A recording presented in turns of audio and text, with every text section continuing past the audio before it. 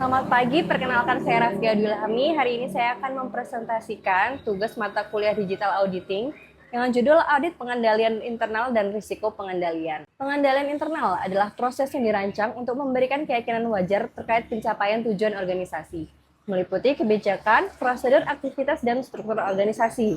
Sistem pengendalian internal membantu perusahaan memastikan transaksi dicatat dengan benar, operasi berlangsung efisien, dan seluruh aktivitas sesuai hukum. Tujuan utama dari pengendalian internal bukan sekedar prosedur, tetapi keseluruhan sistem yang dibangun oleh manajemen untuk memastikan bahwa laporan keuangan akurat dan dipercaya, operasi berjalan efisien, dan aktivitas perusahaan mengikuti peraturan. Keadilan laporan keuangan, memastikan transaksi dicatat dengan benar, lengkap, dan dalam periode yang tepat. Efisiensi dan efektivitas operasi, yaitu meminimalkan pemborosan, meningkatkan produktivitas, dan mencegah penggunaan aset secara tidak tepat. Kemudian kepatuhan terhadap hukum dan regulasi, memastikan seluruh proses mengikuti regulasi sehingga menghindari denda atau sanksi. Tanggung jawab manajemen. Manajemen bertanggung jawab penuh atas desain pengendalian internal, termasuk memastikan pengendalian tersebut relevan untuk mencegah salah saji, diterapkan oleh seluruh karyawan, berjalan terus-menerus bukan hanya saat diaudit. Jadi tanggung jawabnya itu merancang dan memelihara pengendalian internal, melakukan penilaian efektivitas, dan menyusun laporan pengendalian internal. Tanggung jawab auditor, yaitu memahami pengendalian internal, menilai risiko pengendalian, menguji pengendalian test of control bila diperlukan. Auditor menilai apakah pengendalian internal yang dimiliki klien cukup untuk mencegah salah saji material. Auditor fokus pada pengendalian yang berdampak langsung pada laporan keuangan. 5 komponen COSO Framework. Yang pertama yaitu lingkungan pengendalian. Fondasi pengendalian internal yang mencerminkan sikap, nilai, dan budaya organisasi. Contohnya, integritas manajemen, struktur organisasi yang jelas, komitmen terhadap kompetensi. Yang kedua, tugas beresiko. Manajemen harus mengidentifikasi resiko yang dapat menyebabkan salah saji pada laporan keuangan. Contoh, risiko transaksi kompleks, risiko sistem TI, risiko kecurangan. Ketiga, aktivitas pengendalian, kebijakan atau prosedur yang diterapkan untuk mengurangi risiko. Contoh, pemeriksaan tugas, otorisasi, dokumen dan catatan memadai, kontrol fisik, pemeriksaan independen kinerja. Yang keempat, informasi dan komunikasi. Sistem informasi yang memastikan transaksi dicatat, diproses, dan dilaporkan dengan benar. Contoh, sistem akuntansi, laporan manajemen. Yang kelima yaitu pemantauan atau monitoring. Evaluasi berkelanjutan apakah kontrol berjalan sesuai harapan dan dimodifikasi bila diperlukan. Contohnya, audit internal dan review berkala. Bagaimana proses penilaian oleh auditor? Tahap pertama yaitu memahami pengendalian internal. Auditor mempelajari bagaimana sistem bekerja melalui wawancara, workshop, flowchart, dan pemeriksaan dokumen. Tahap kedua, mengidentifikasi pengendalian utama. Kontrol yang penting untuk mencegah salah saji seperti pemisahan tugas atau rekonsiliasi. Ketiga, melakukan pengujian pengendalian dilakukan melalui observasi, inspeksi dokumen, pengulangan prosedur klien, dan inquiry. Keempat, mengevaluasi defisiensi pengendalian.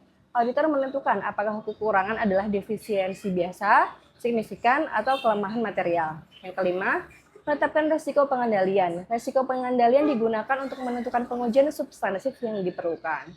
Adapun 3 jenis defisiensi pengendalian yaitu defisiensi pengendalian jika desain atau operasi pengendalian tidak memungkinkan personel perusahaan untuk mencegah atau mendeteksi salah saji secara tepat waktu. Defisiensi signifikan jika ada satu atau lebih defisiensi kontrol yang lebih ringan daripada kelemahan material, tetapi cukup penting untuk mendapat perhatian. Kelemahan material yaitu jika defisiensi signifikan itu sendiri atau dalam kombinasi dengan defisiensi signifikan lainnya, menghasilkan kemungkinan yang wajar bahwa pengendalian internal tidak akan mencegah atau mendeteksi salah saji laporan keuangan material secara tepat waktu. Hubungan risiko pengendalian dengan proses audit. Jika risiko pengendalian rendah, maka auditor dapat mengandalkan pengendalian, pengujian substantif dikurangi. Namun, jika risiko pengendalian tinggi, auditor tidak dapat mengandalkan pengendalian, pengujian substantif harus diperluas, sampling diperbesar, konfirmasi dan rekonsiliasi dilakukan lebih detail.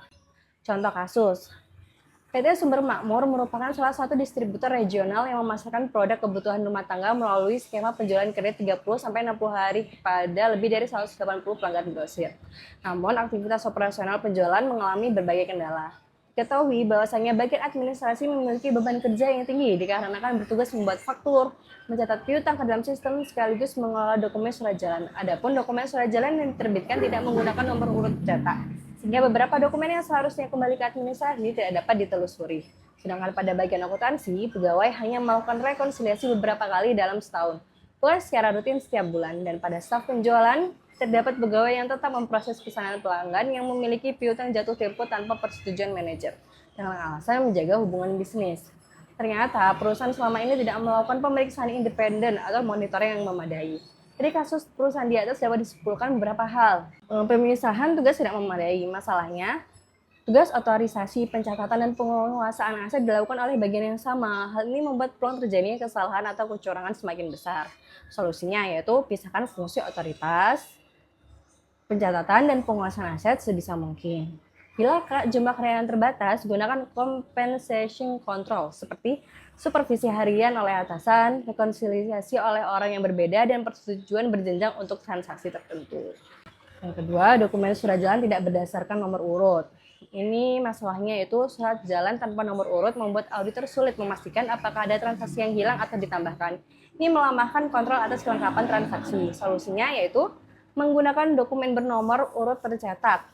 Buat prosedur penerbitan dokumen yang jelas dan lakukan pemeriksaan urutan dokumen secara berkala. Rekonsiliasi piutang jarang dilakukan. Tanpa rekonsiliasi rutin, kesalahan pencatatan antara subledger dan general ledger sulit terdeteksi. Jadi seharusnya lakukan rekonsiliasi piutang bulanan, catat dan tindak lanjuti setiap selisih yang ditemukan, dan pastikan rekonsiliasi ditinjau oleh manajer atau supervisor. 4. Otorisasi kredit tidak konsisten. Ini ditemui bahwa penjualan kredit tetap dilakukan meskipun pelanggan bermasalah atau tanpa mengikuti batas kredit yang ditetapkan, meningkatkan risiko piutang tidak tertagih. Solusinya yaitu terapkan kebijakan kredit tertulis yang jelas, misal limit kredit, aging policy, aturan stop shipment. Terus wajibkan otorisasi untuk transaksi kredit tertentu. Terus dokumentasikan setiap pengecualian kebijakan. Yang kelima, tidak ada pemeriksaan independen atau kurangnya monitoring. Masalahnya yaitu tanpa pemantauan secara independen, banyak kelemahan pengendalian tidak terdeteksi. Ini membuat risiko salah saji semakin tinggi. Solusinya yaitu bentuk fungsi pemeriksaan atau monitoring, tidak harus audit internal penuh. Bentuk tim kecil untuk memeriksa secara berkala, rekonsiliasi, penomoran dokumen, kepatuhan terhadap kebijakan kredit, dan laporkan temuan secara rutin kepada manajemen. Demikian presentasi yang dapat saya sampaikan. Terima kasih dan mohon koreksi dan bimbingannya. Selamat pagi.